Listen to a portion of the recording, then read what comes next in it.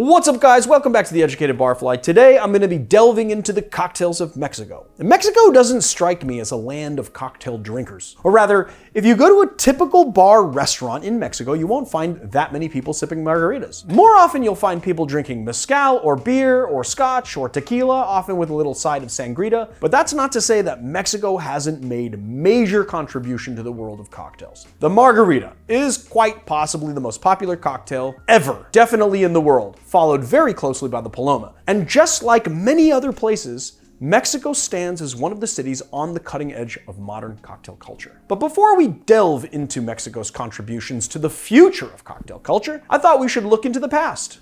Today, I thought it would be nice to explore some of the less obvious cocktails. Let's go beyond the margarita and peel back the layers to some less recognizable Mexican cocktails. The first cocktail that we're doing today is called the Vampiro. This is a cocktail that I didn't really find a lot of history on, but it's something that I've gotten requested over and over and over again. And when I looked at the specs, it looked so gosh darn interesting that I had to make it. So let's get into that.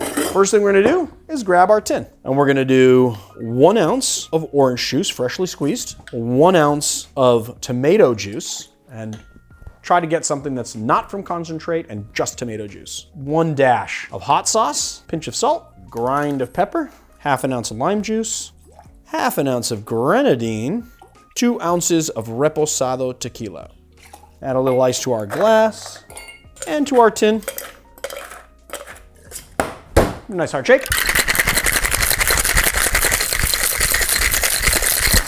Strain. And to garnish, we're gonna do this guy, just like that. Or maybe make it go down into the drink. All right, let's give it a sip.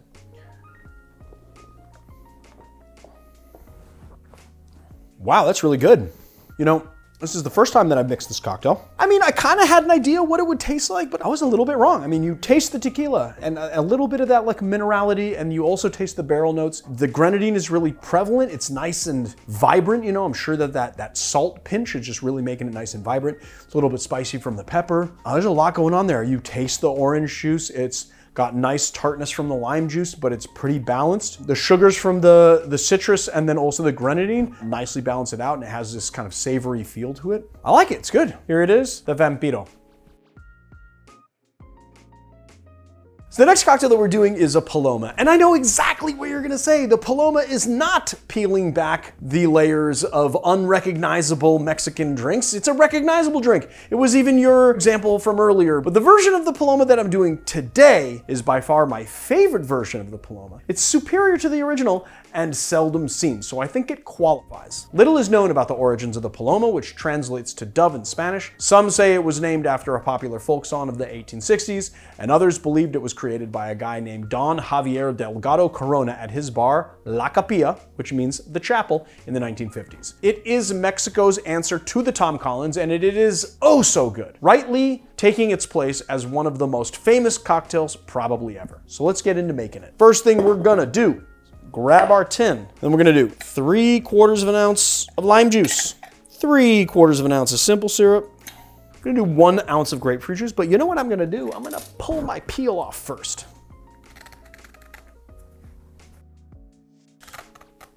This is gonna be hard to get a peel off of. There, I want that peel. 1 ounce of grapefruit juice, 1.5 ounces of Blanco tequila. Just gonna do 1 dash of grapefruit bitters. Give it an 8 to 10 second shake. And then we're gonna take some soda water here and we're just gonna pour it in to the bottom. About 1 ounce, just get the effervescence going. Double strain our cocktail. Add in our ice. You wanna make sure to add enough ice that it goes all the way to the bottom of the glass. We're just gonna top it up with a tiny bit more soda. And for garnish, I'm just gonna do a little grapefruit twist, and we're gonna make sure to get the oils on top of the cocktail like so. And then we're just gonna cut this nicely. I think I'm just gonna snake it into the glass. Let's give this a taste.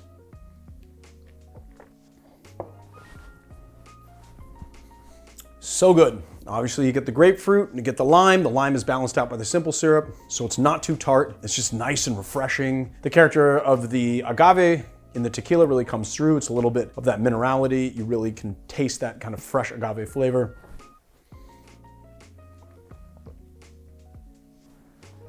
And you can really get a sense, however faint, that sort of roasted agave flavor that just really plays into the grapefruit. And the bitters just kind of rounds it all out. So here it is, a modern Paloma. The Carrajillo is a drink which can be found all over Latin America and is indeed a Mexican staple. Most often done with liqueur 43, some versions of this drink date back to Cuba during revolutionary times when soldiers would mix a little brandy and a little bit of this liqueur with their coffee to give themselves courage during battle. The version of this drink that I'm doing today is a little riff that I came up with to add a little je ne sais quoi and one of my absolute favorite spirits, charanda, which is basically rum from Michoacan. It has a denomination of origin on it. It has a very interesting story behind it, and I think I'm gonna do a deep dive on it on the Spirited Adventurers channel because it's amazing stuff, and everybody should be drinking it, and everybody should be supporting it because it might go away forever, and I don't want that to happen. To the cocktail.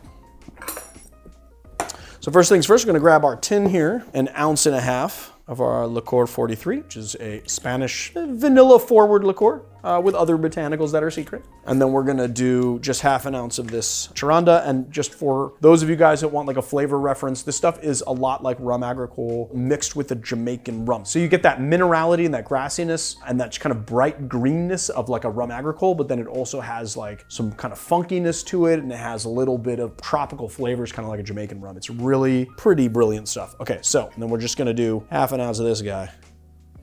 And then we're just gonna do a double shot of espresso into our tin like so. Put a few ice cubes into our tin.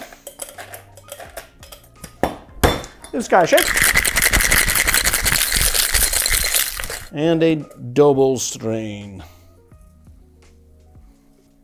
Let's give it a taste.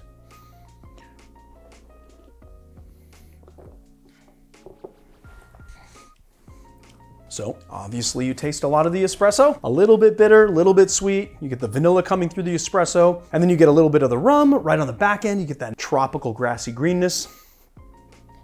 This is how I want to drink my coffee in the morning.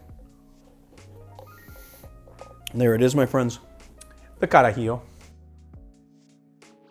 The Cantarito is a cocktail that is served in many different places in Jalisco, Mexico, from bars to restaurants to roadside stands. It's a little bit like the Paloma, but not a lot of people outside of Mexico know about it, so we're gonna do it. And it usually goes in this traditional clay mug, which is sometimes used as just like a disposable container for a takeaway drink. First thing we're gonna do is 1.5 ounces of orange juice, 1/2 ounce of lime juice, 3/4 ounce of grapefruit juice, 2 ounces of tequila. Okay, now I'm gonna be doing this a little traditionally and just doing a pinch of salt, but if you wanna do saline, you could do like a 10% or 20% saline solution, maybe 10% saline solution. Put it in there. All right, let's go grab our ice. Give this guy a nice shake. Take some grapefruit soda here, throw it into the bottom of our Cantarito, and then strain our cocktail in like so. Add in some ice. Technically, you're supposed to serve it with a lime wedge. I think I'm gonna go with some dehydrated citrus. Just gonna drop these guys in here like so. Make it look nice and pretty. All right, sip it. Yeah, I mean, it's not the most complex thing I've ever tasted, but it's really good. It's just grapefruit, orange, a little bit of lime. You get the squirt in there, right? So you're just gonna up in the grapefruit a little bit. You definitely taste the tequila in it, which is kind of a front and center flavor, but it's just a mixing in with all the other, juices. It's good. It's like refreshing. Like I want to have this on a hot day. I just want to sit on my porch and drink Cantaritos. So there it is, guys. The Cantarito. I wish I had some really deep thoughts about Mexican cocktails for you guys, but these are great cocktails. Go out and make them. And I don't know, next Cinco de Mayo, maybe try some of these and not just margaritas. I'll see you guys on another time. The pro tip for today's video is use salt in your cocktails, and not just shaken cocktails. You can use salt in stirred cocktails as well. Salt does the same thing for cocktails as it does for food. It enhances the flavor. And so if you want to add just a little bit of zhuzh to your cocktails, use some salt. You can use it as just like a pinch of salt into your drink, or you can use a saline solution to be a little more exacting about how much salt you put into your drink, but everyone should be doing this.